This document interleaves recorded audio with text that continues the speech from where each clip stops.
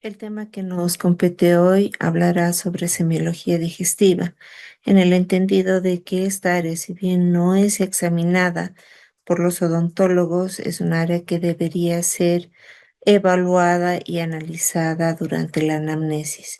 Empezamos indicando de que para cualquier problema que ustedes tengan, tomen en cuenta que Dios me hizo así y cualquier queja pueden hablarla con él. Iniciemos la semiología de abdomen hablando de algunos síntomas y signos derivados de las enfermedades del aparato digestivo. Para ello debemos organizar el sistema de anamnesis y preguntas, así como el sistema de ubicación de las lesiones de los órganos en 9 cuadrantes. Los 9 cuadrantes se dividirán a través de dos líneas verticales que parten por la línea medioclavicular, tanto derecha o izquierda, y se dirigen hacia la región inguinal, y dos líneas horizontales. La primera que debiera pasar por el borde inferior de las costillas y la segunda por el borde que une las dos espinas ilíacas anterosuperiores. De este modo, podremos ver los 9 cuadrantes que se observan en la imagen. El primer cuadrante se denomina epigastrio y en el epigastrio se encuentran órganos importantes como ser el estómago y parte del lóbulo izquierdo del hígado. El segundo cuadrante es el hipocondrio derecho, donde se encuentra casi exclusivamente el hígado. El tercer cuadrante es el hipocondrio izquierdo, cuyo espacio se encuentra ocupado por el vaso. El cuarto y sexto cuadrante corresponden al flanco derecho e izquierdo respectivamente, donde además de los riñones se encuentran las áreas correspondientes al colon. En este caso se encuentra el colon ascendente y el colon descendente. El quinto espacio está localizado por muchas vísceras y se denomina mesogastrio.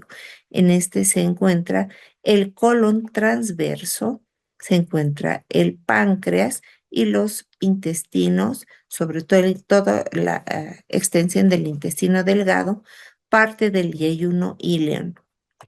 El séptimo y noveno cuadrante se denominan fosas ilíacas derecha e izquierda respectivamente. En la fosa ilíaca derecha se encuentran en las mujeres los ovarios y en la izquierda también, pero también se encuentra un área importante, se encuentra el colon y el apéndice y parte de el inicio del colon ascendente.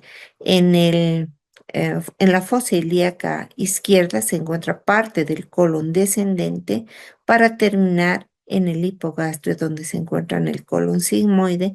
En la mujer se encuentra el útero y también se encuentra la vejiga.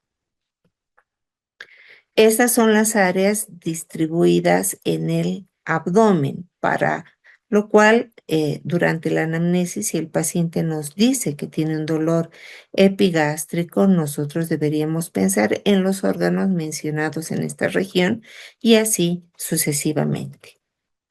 ¿Cuáles son los síntomas y signos que van a presentarse con regular frecuencia cuando se examina a un paciente con problemas digestivos?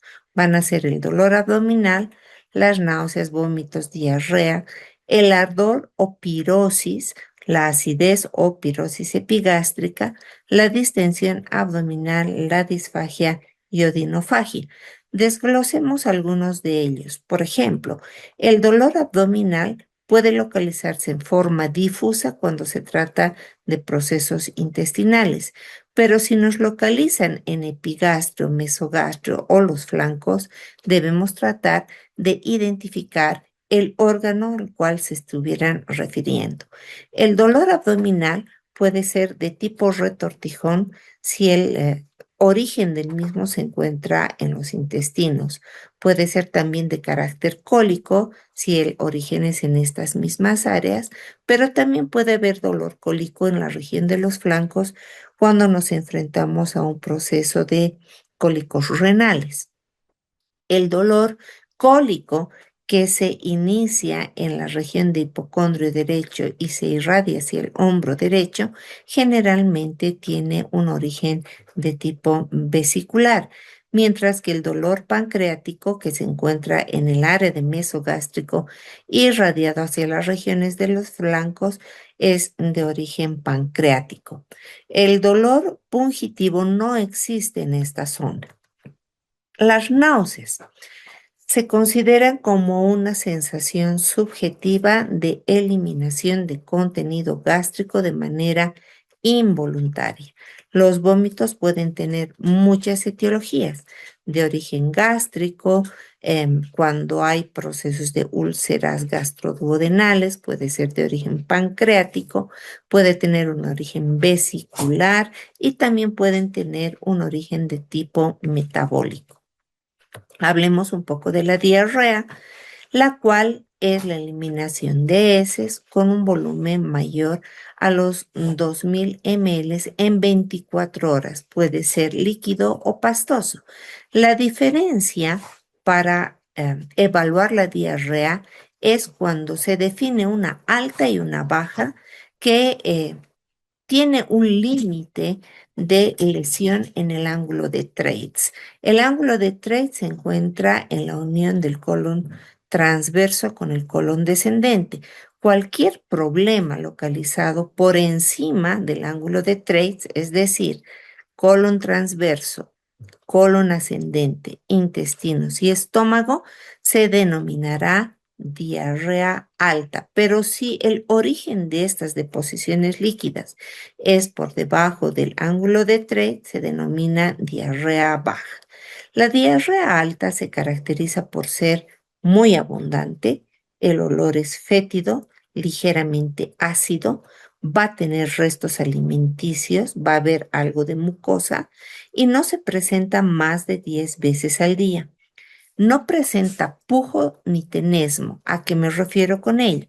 Que el paciente, una vez que ha evacuado estas deposiciones, siente alivio, no tiene ganas de seguir defecando, a lo cual se denomina tenesmo.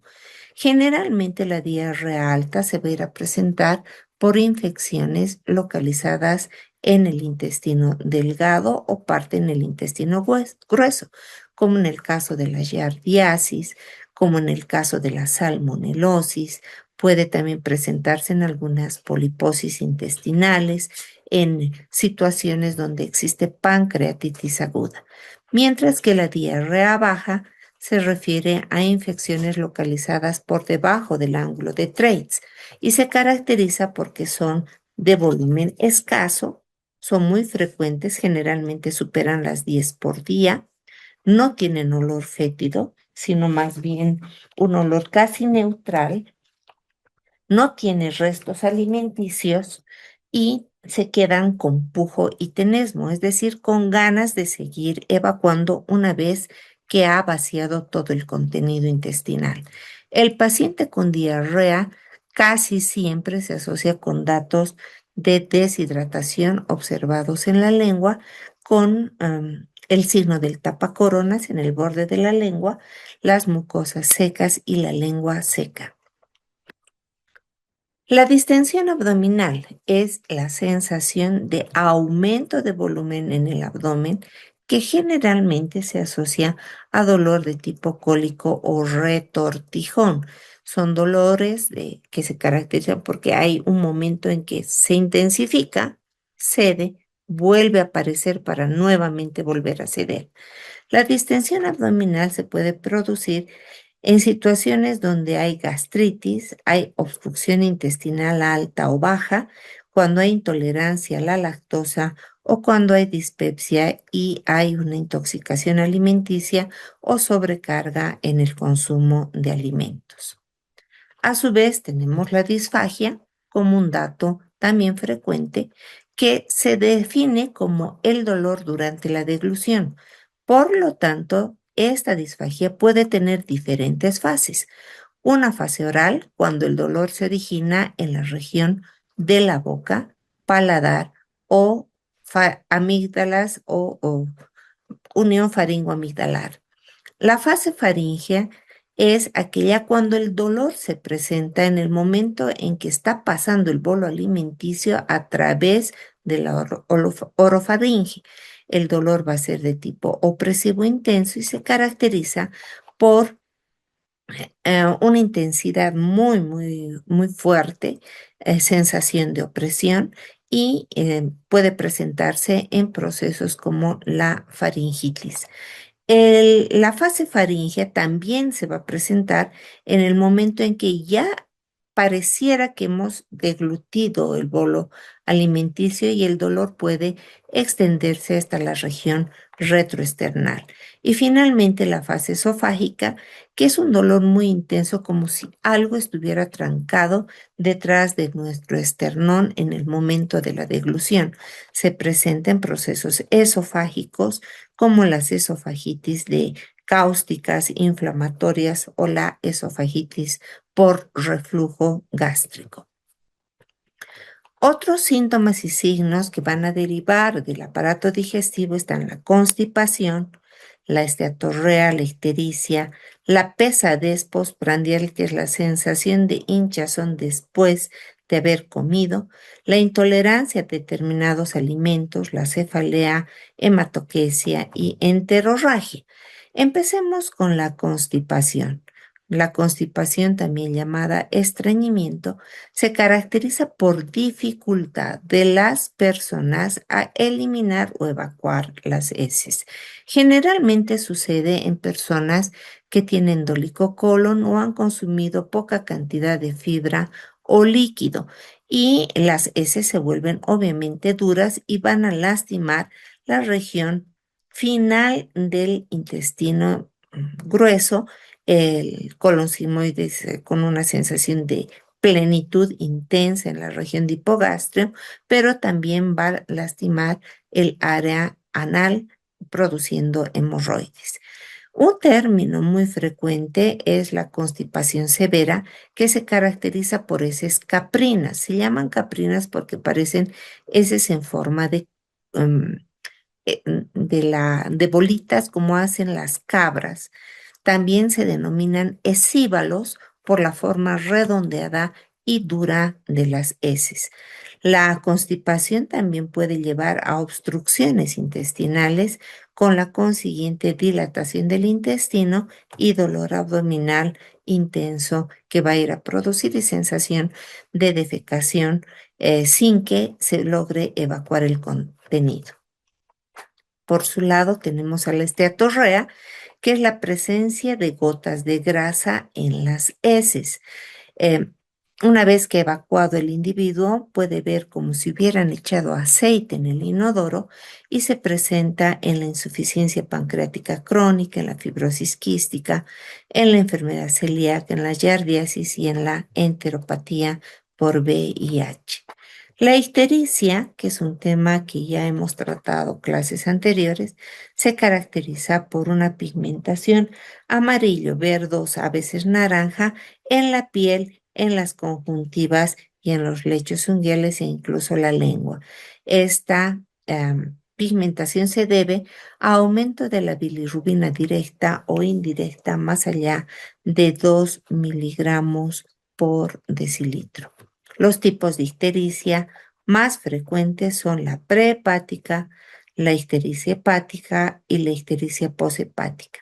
La ictericia prehepática, también llamada hemolítica, que se caracteriza por una pigmentación de color amarillo pálido, como el limón, y esto nos está manifestando de que existe ruptura de los glóbulos rojos antes de su llegada al hígado, liberando bilirrubina indirecta.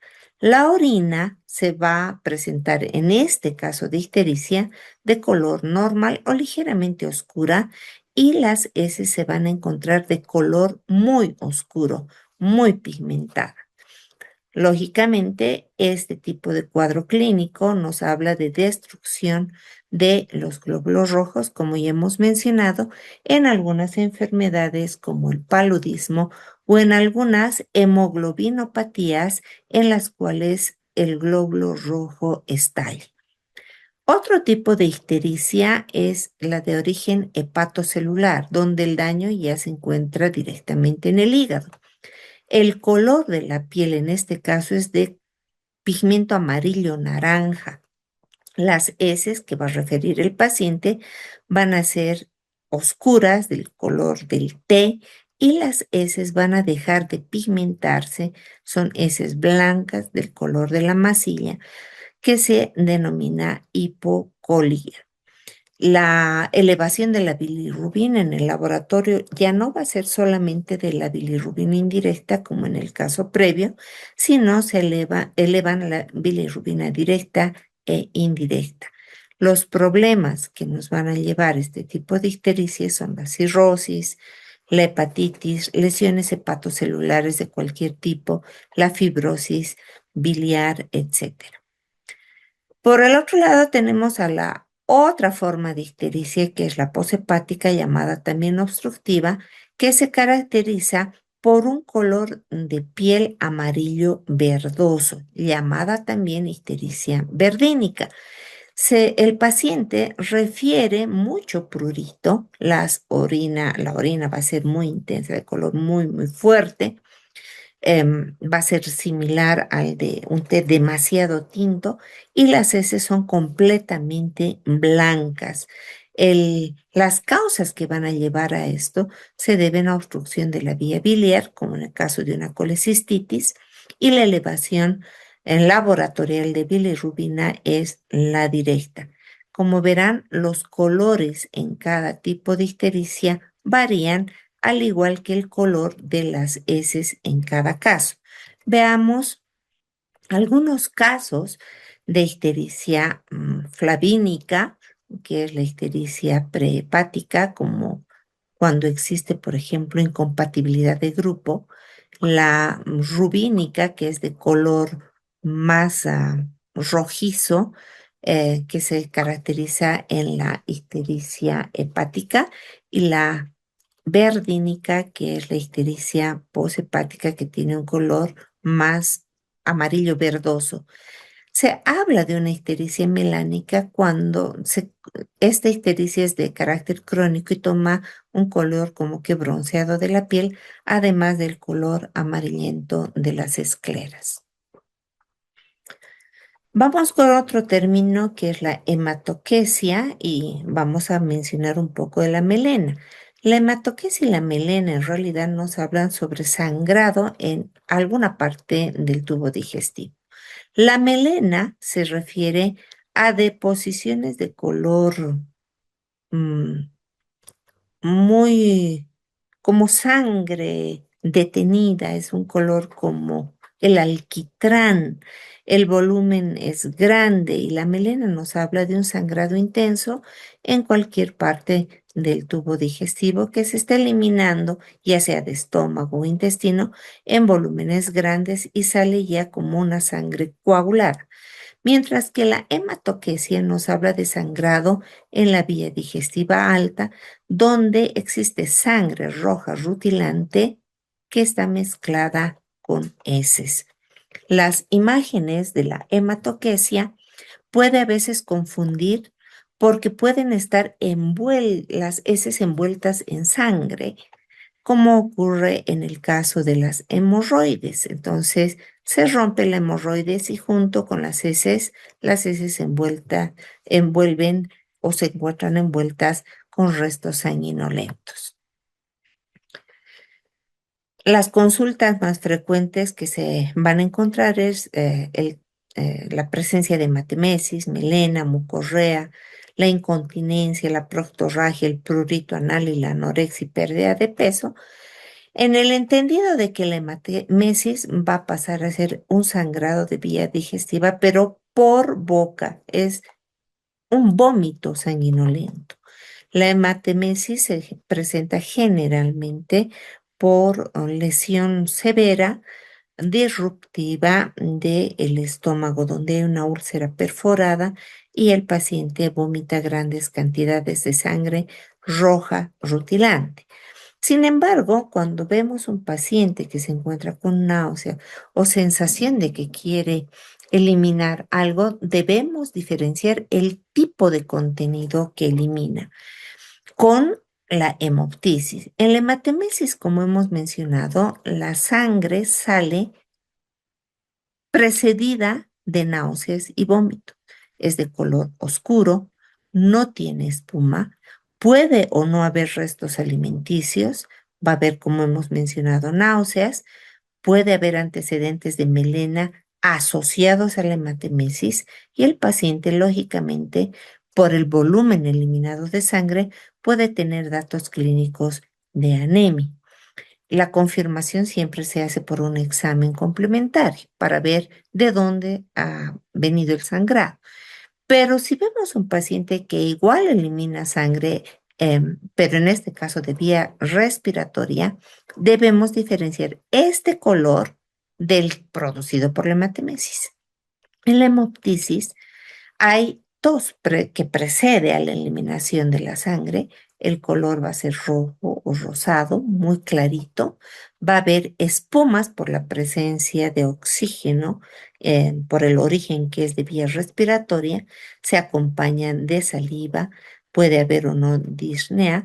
Puede haber melena siempre y cuando haya deglutido la sangre que se está originando en vía respiratoria. Puede o no haber anemia dependiendo del volumen eliminado y en este caso el estudio complementario va a ser la broncoscopía. La regurgitación. La regurgitación es la salida involuntaria de volúmenes pequeños de contenido gástrico hacia el esófago, siempre de manera involuntaria. ¿Qué va a producir la regurgitación? Sensación de quemazón. Va a haber pirosis retroesternal que a veces puede refluir hasta boca. El problema que condiciona esto es la incontinencia del esfínter esofágico. Singulto. El singulto es el hipo.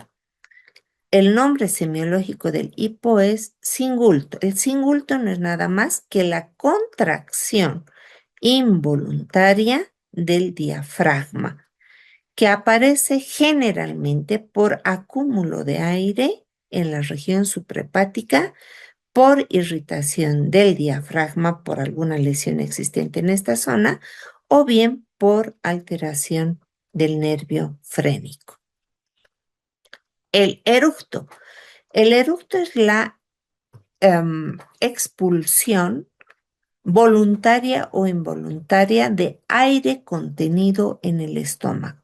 Las personas que eructan o han deglutido aire o tienen fermentación de los alimentos o la mezcla de los alimentos que lleva a la expulsión y necesidad de expulsión de este aire a través de un sonido muy conocido por todos, que es como un burbujeo de tono bajo que sale por la boca con o sin olor.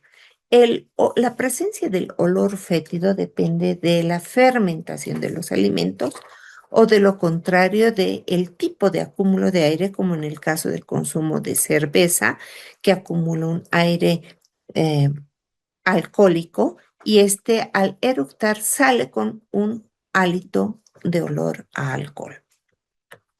La incontinencia fecal.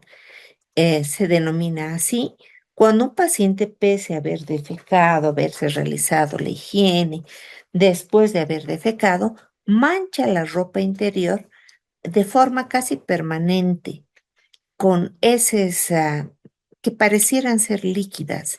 En este caso se habla de incontinencia fecal porque el esfínter anal no se cierra completamente. Puede ser por varias razones: el uso de instrumentos no adecuados en región anal, las relaciones sexuales por vía anal o bien un daño de la musculatura de esta región cuando existe constipación casi persistente. Estos términos van a ser los que ustedes van a utilizar regularmente en semiología cuando hagan la consulta odontológica, Por lo tanto, el uso adecuado de la terminología en la historia clínica será un punto muy importante para la evaluación técnica y para la evaluación semiológica de los pacientes. Muchas gracias.